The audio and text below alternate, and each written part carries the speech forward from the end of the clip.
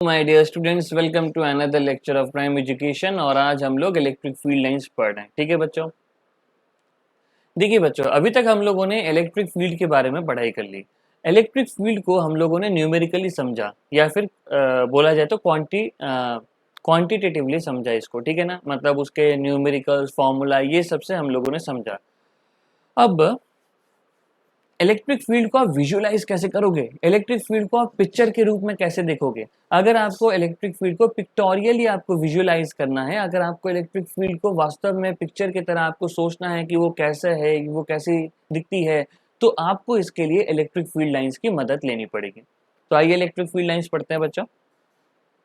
देखिए, एनसीईआरटी के according we have studied electric field in the last section. ठीक है, it is a vector quantity. तो electric field क्या है, एक वेक्टर क्वांटिटी है and can be represented as we represent a vector. तो बच्चों, वेक्टर को कैसे रिप्रेजेंट किया जाता है, वेक्टर को रिप्रेजेंट किया जाता है एक एरो से। ठीक है ना, जहां पे ये जो एरो का हेड होगा वो दिखाएगा वेक्टर की डायरेक्शन, और एरो का जो लेंथ होगा वो दिखाएगा मैग्नीट्यूड ऑफ द वेक्टर। तो अपन यहाँ पे लिख देते हैं लेंथ ऑफ द एरो,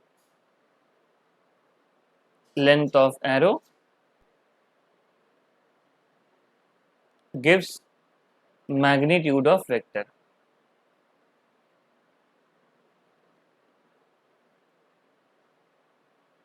ठीक है, चलिए आगे बढ़ते हैं लाइन बाय लाइन, इसको इंपॉर्टेंट पैराग्राफ है ये। हाँ, draw vectors pointing along the direction of the electric field with their lengths proportional to the strength of the field at each point। तो हम लोगों को क्या करना है, इलेक्ट्रिक फील्ड क्योंकि एक वेक्टर क्वांटिटी है तो हम लोग इसको एरो से डिनोट करते हैं। अब अगर आप देखोगे कि इलेक्ट्रिक फील्ड जो होती है, अगर अपन इसका लिखे तो ये होती है के, मतलब पॉइंट चार्ज के लिए के क्यू अपॉन आर स्क्वायर। तो आप देख पाओगे कि ये जो इलेक्ट्रिक फील्ड है ये inversely proportional to r square है। आप जितना ज़्यादा दूरी बढ़ाओगे इलेक्ट्रिक फील्ड उतनी ही ज़्यादा कम होती जाएगी। अगर आप इस डायग्राम को देखो जो एनसीईआरटी में दिया हुआ है, देखो जितना पास है ये एरो की लंबाई उतनी बड़ी है, जितना दूर जा रहे हैं एरो की लंबाई छोटी होती जा रही है, जितना दूर जा रहे हैं हम लोग ये जो एरो की लंबाई है ये कम होती जा रही है, और दूर जाओगे एरो की लंबाई और कम होती जाएगी। ठीक है ना, इसका मतलब हमें ये पता लग गया है, इसका मतलब हमें ये पता लग गया है कि ये जो इलेक्ट्रिक फील्ड है क्योंकि inversely proportional to r square है, तो जितना दूर जाते जा रहे हैं एरो की लंबाई कम होती जा रही है। तो यहाँ से देखो मेरे को पिक्चर के रूप में इलेक्ट्रिक फील्ड दिख रही है कि इलेक्ट्रिक फील्ड की डायरेक्शन रेडियली आउटवर्ड्स है, और जितना दूर जाते जा रहे हैं ये एरो कम होते जा रहा है। इसका मतलब इलेक्ट्रिक फील्ड धीरे धीरे करके कम होती जा रही है। ठीक है ना, देखिए क्या मैंने मार्क किया है यहाँ पे, since the magnitude of electric field at a point decreases inversely as the square of the distance of that from charge। तो देखो electric field is inversely proportional to r square, the vector gets shorter as one goes away from the origin. सही बात है, the vector goes shorter as we go away from the origin, always pointing radially outward. ठीक है ना, next figure 1.15 shows such a picture. तो यहाँ picture दिखाई गई है। In this figure each arrow indicates electric field, ये हर एरो इलेक्ट्रिक फील्ड को इंडिकेट कर रहा है। That is the force acting on a unit positive charge. तो अगर आपको कोई इलेक्ट्रिक फील्ड की डेफिनेशन पूछे तो आप इसको इस तरीके से लिख सकते हो। So electric field is force acting, sorry electric field is force acting per unit positive charge, है ना। और इसको डेफिनेटली आप बोर्ड एग्जाम में भी लिख सकते हो, कहीं भी लिख सकते हो, क्योंकि एनसीईआरटी में दिया हुआ है, कोई भी आपको गलत नहीं बताएगा। So force acting on a unit positive charge place that tail of the arrow. तो टेल ऑफ द एरो में अगर कोई आप कोई पॉजिटिव चार्ज रखो तो वहां पे इलेक्ट्रिक फील्ड जो होगी उस पॉजिटिव चार्ज पर लगने वाले फोर्स के डायरेक्शन में होगी। ठीक है ना, अब देखिए क्या लिखा हुआ यहाँ पे, connect the arrows pointing in one direction. तो हम लोग क्या करते हैं, इन एरोज को कनेक्ट कर देते हैं। ठीक है ना, इन एरोज को हम लोग कनेक्ट कर देते हैं। तो यहाँ पे ये एरो कनेक्ट कर दिया मैंने, यहाँ पे ये एरो कनेक्ट कर दिया मैंने, यहाँ पे ये एरो कनेक्ट कर दिया, ये यूं कनेक्ट कर दिया। देखो पहले एरो अलग अलग थे, लेकिन अब हम लोगों ने क्या किया, इन सबको एक दूसरे से ज्वाइन कर दिया। ठीक है ना,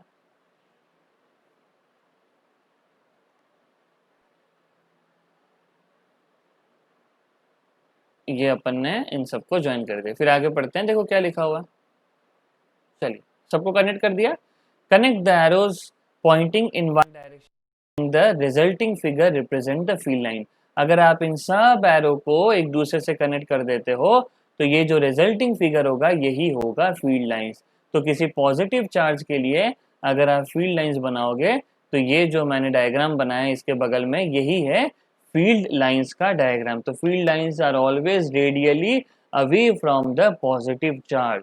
अब यहीं तक खत्म नहीं है, बहुत प्यारी लाइन लिखी है बच्चों, इसके बाद देखो।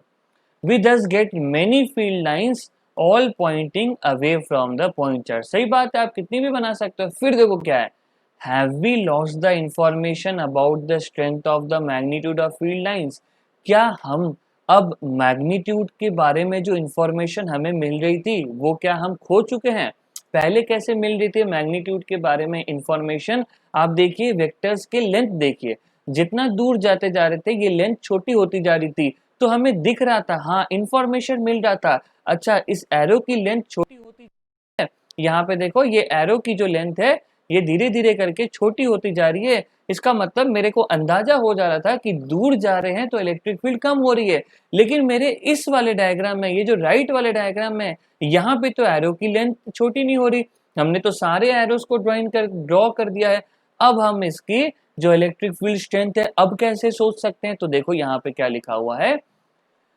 नो, हमने अभी तक हमने ये इंफॉर्मेशन खोई नहीं है। इंफॉर्मेशन कहाँ है? देखो, now the magnitude of the field is represented by the density of field lines. पूरा पढ़ते हैं फिर बताएंगे। E is strong near the charge, so the density of field lines is more near the charge and the lines are closer. Away from the charge, the field gets weaker, the density of the field lines is less, resulting in weak separated lines. इसका मतलब अगर आप charge के पास देखो तो यहाँ पे जो इलेक्ट्रिक फील्ड लाइंस की डेंसिटी है ये बहुत ज्यादा है। इसका मतलब इलेक्ट्रिक फील्ड लाइंस एक दूसरे के पास पास है। और अगर आप यहाँ पे देखो तो इलेक्ट्रिक फील्ड लाइंस एक दूसरे के दूर दूर है। तो जहां पे इलेक्ट्रिक फील्ड लाइंस एक दूसरे के पास होगी, where the electric field where the density of the field lines is stronger, where the electric field lines are closer to each other, their electric field is stronger. The points where electric field lines are relatively less denser, the points where electric fields are separated from each other at a larger distance, there the magnitude of electric field will be weak. तो पिछले वाले diagram में arrow से magnitude को अपन सोच सक रहे थे, यहाँ पे इलेक्ट्रिक फील्ड लाइंस के बीच की दूरी के अकॉर्डिंग अपन सोच रहे हैं। आप जितना दूर जा रहे हो देखो इलेक्ट्रिक फील्ड लाइंस उतनी ही ज्यादा दूर बढ़ती जा रही है। यहाँ पे हमें रिलेटिव डेंसिटी देखनी है कि अगर अपन रिलेटिवली सोचे तो एक पॉइंट के रेस्पेक्ट में दूसरे पॉइंट के एक पॉइंट के रेस्पेक्ट में जो दूसरा पॉइंट होगा वहां पे इलेक्ट्रिक फील्ड लाइंस जो होंगी उनके बीच में सेपरेशन कहाँ कितना है। अगर यहाँ पे सेपरेशन कम है तो यहाँ पे फील्ड स्ट्रॉन्गर है, अगर यहाँ पे सेपरेशन ज्यादा है तो यहाँ पे फील्ड क्या है? वीकर है। ठीक है ना? तो इस पॉइंट को एक बार छोटा सा पॉइंट बना के लिख लेते हैं, ठीक है ना, जिससे कि आपको रिविजन करने में हेल्प होगा। ठीक है बच्चों, आइए बढ़ते हैं। आइए बच्चों आगे बढ़ते हैं। देखिए फर्स्ट पॉइंट क्या है अब। Tangent to the electric field at any point gives the direction of the electric field at that point. ठीक है ना? Sorry, tangent to the electric field lines at any point gives the direction of electric field at that point. जैसे कि मान लीजिए कि ये हमारी इलेक्ट्रिक फील्ड लाइन है, ठीक है ना, कि ये हमारी इलेक्ट्रिक फील्ड लाइन है, इसको अपन EFL से डिनोट कर देते हैं। और मान लीजिए ये पॉइंट है, तो इस पॉइंट पर हम जो टेंजेंट बनाएंगे यही होगी इस पॉइंट पर इलेक्ट्रिक फील्ड की डायरेक्शन। ठीक है ना? अगर मान लीजिए पॉइंट ये है, इस पॉइंट का नाम दे दीजिए Q, तो Q पर अगर आप कोई टेंजेंट ड्रॉ कर रहे हो तो Q पर इलेक्ट्रिक फील्ड की जो डायरेक्शन होगी वो इस टेंजेंट से दिखाई जाएगी। सो tangent to the electric field lines at any point give the direction of the electric field at that point. ठीक है? फिर चलिए आगे बढ़ते हैं। देखिए एनसीईआरटी के according electric line start from positive charge and end at negative charge. If there is a single charge they may start और एंड एट इंफिनिटी। ठीक है ना, अगर कोई सिंगल चार्ज है, ठीक है ना, मान लीजिए अगर सिंगल पॉजिटिव चार्ज है तो सिंगल पॉजिटिव चार्ज ने इलेक्ट्रिक फील्ड बाहर निकाली, जैसे कि मान लीजिए ये सिंगल पॉजिटिव चार्ज ने इलेक्ट्रिक फील्ड बाहर निकाली। अभी कहाँ जाके खत्म होगी मेरे को नहीं पता, अपन सो मान लेते हैं कि ये इन्फिनिटी में जाके कहीं खत्म होगी। ठीक है ना, if there is single charge they may start और end at infinity. If a charge free region, electric field can be taken to be continuous curve without any break। तो ये जो इलेक्ट्रिक फील्ड लाइंस है ना, ये charge free reason में अपन इसको continuous लेते हैं। ऐसे नहीं है कि इलेक्ट्रिक फील्ड लाइंस यूं बनी और फिर यूं टूट गई, फिर यूं बनी फिर यूं टूट गई, तो ये टूटती नहीं है। जो इलेक्ट्रिक फील्ड लाइंस होती है वो कंटिन्यूस इन नेचर होती है। ठीक है ना, two field lines can never cross each other, bracket में क्यों? If they did, the field at the point of intersection will not have a unit direction which is absurd। अगर मान लीजिए कोई भी इलेक्ट्रिक फील्ड लाइंस दो एक दूसरे को काट रही है, ठीक है ना, तो ये पॉइंट मान लीजिए P है, तो इस पॉइंट P पे अगर आप टेंजेंट बनाते हो तो ये टेंजेंट का डायरेक्शन इधर भी आ रहा है और ये एक और टेंजेंट यहाँ बन जाएगा, इधर भी आ जाएगा। तो आप सोचिए एक ही समय पर एक ही पॉइंट के लिए दो दो फील्ड के डायरेक्शन कैसे हो सकते हैं? नहीं हो सकते हैं। तो ये खुद को ही कॉन्ट्राडिक्ट कर रहा है, तो ये पॉसिबल नहीं है। Next, electrostatic field lines do not form any close loop. This follows from the conservative nature of the electric field. Electric field जो है वो कंजर्वेटिव इन नेचर है, तो वो कोई भी इलेक्ट्रोस्टैटिक कंडीशन में वो क्लोज लूप नहीं फॉर्म करेगी। लेकिन हम लोग आने वाले चैप्टर में पढ़ेंगे इंड्यूस्ड इलेक्ट्रिक फील्ड, उसके अंदर क्लोज लूप फॉर्म हो रही है, लेकिन वो अलग है। ये इलेक्ट्रिक कंडीशन है। इलेक्ट्रोस्टैटिक कंडीशन मतलब चार्ज रुके हुए हैं। जब चार्ज रुके हुए का कंडीशन है, इलेक्ट्रोस्टैटिक कंडीशन है, तो इलेक्ट्रिक फील्ड लाइन कभी भी क्लोज लूप फॉर्म नहीं करेगी। नेक्स्ट कुछ और इंपॉर्टेंट पॉइंट है जो एनसीईआरटी के अलावा आपको पता होने चाहिए। Number of field lines per unit area through a space perpendicular to the field lines is proportional to the magnitude of field and that region. इसका मतलब क्या है? Number of field lines per unit area, ठीक है ना। मान लीजिए हमें ये कोई एरिया दिया गया, ठीक है ना, मान लीजिए एक ये एरिया है और मान लीजिए कि एक ये हमें एरिया दिया गया, ठीक है ना। अब देखिए क्या हुआ है, number of field lines per unit area through surface perpendicular to field lines. तो ये जो सरफेस है ये फील्ड लाइंस के क्या होने चाहिए? परपेंडिकुलर, ठीक है ना। मान लीजिए कि कोई इलेक्ट्रिक फील्ड लाइंस यू निकल रही है, ठीक है,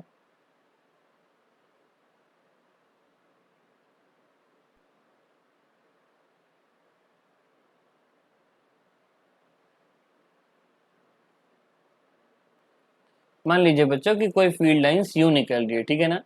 अब हम लोग एक काम करते हैं, एक दो सरफेस बनाते हैं इसके परपेंडिकुलर, ठीक है ना। देखो एक सरफेस तो हमने ये बना दी और ठीक एक सरफेस यू बनाते हैं,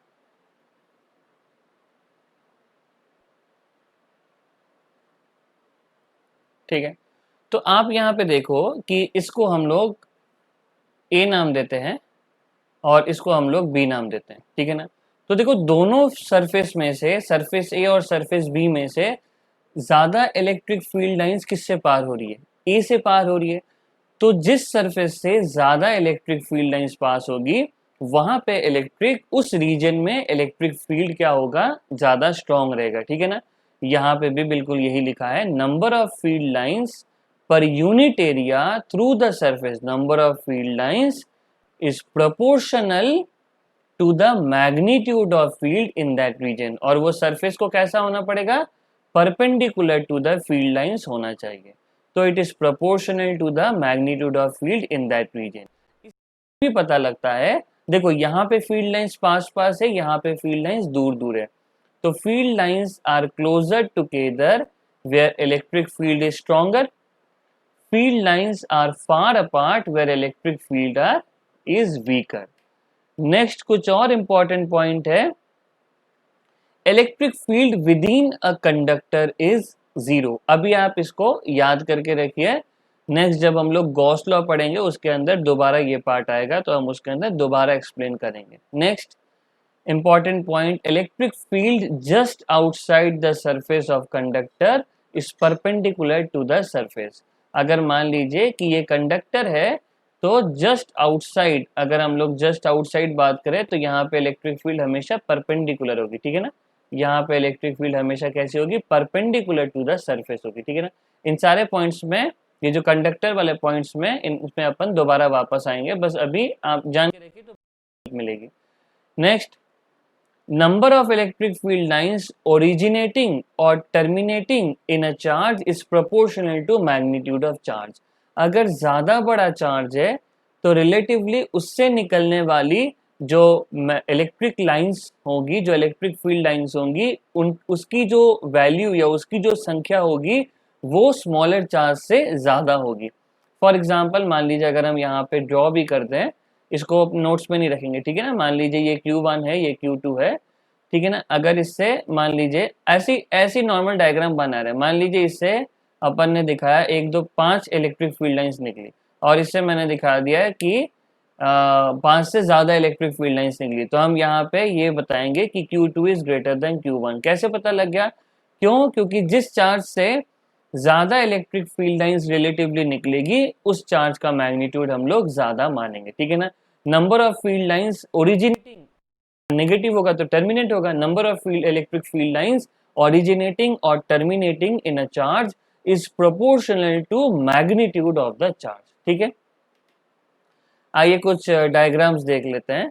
देखिए एनसीईआरटी के सबसे पहले डायग्राम्स देख लेते हैं। देखो ये पॉजिटिव चार्ज के लिए रेडियली बाहर निकल रही है, ये नेगेटिव चार्ज के लिए रेडियली इनवर्ड्स है, और ये दोनों इक्वली पॉजिटिव चार्ज है, ठीक है ना। अब देखो बीच में कहीं हमें इक्विलिब्रियम मिलेगा तो बीच में इलेक्ट्रिक फील्ड को जीरो कर दिया। देखो इक्वल है ना, तो इन दोनों से जो डायग्राम में इलेक्ट्रिक फील्ड लाइंस निकली होंगी, देखो दोनों का जो संख्या है दोनों की सेम होगी। देखो यहाँ पे 1 2 3 4 5 6 7 8 9 10 11, यहाँ देखो 1 2 3 4 5 6 7 8 9 10 11, तो यहाँ से भी 11 निकल रही है फील्ड लाइन, यहाँ से भी 11 निकल रही है, तो हम बोल सकते हैं कि दोनों का मैग्नीट्यूड क्या है, सेम है, ठीक है।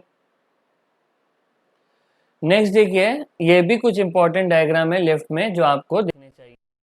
देखो डायरेक्शन, देखो यहाँ पे ये जो इलेक्ट्रिक फील्ड है इसका डायरेक्शन कांस्टेंट नहीं है, ठीक है ना। ये इधर को मोड़ रही है, ये इधर मोड़ रही है, इधर मोड़ रही है, लेकिन इनका मैग्नीट्यूड सेम है। इलेक्ट्रिक फील्ड का मैग्नीट्यूड सेम कैसे देखा जाता है? इनकी बीच की जो दूरी है ना, अगर ये सेम रहती है ना तो इनका जो मैग्नीट्यूड होता है सेम होता है। देखो यहाँ पे ना तो मैग्नीट्यूड सेम है ना तो डायरेक्शन सेम है। देखो ये मुड़ रही है और देखो ये जैसे जैसे बढ़ती एक दूसरे से दूर जा रही है, ये इन दोनों के बीच की जो दूरी है वो बढ़ती जा रही है, तो इलेक्ट्रिक फील्ड लाइंस के बीच की जो दूरी है वो बढ़ती जा रही है।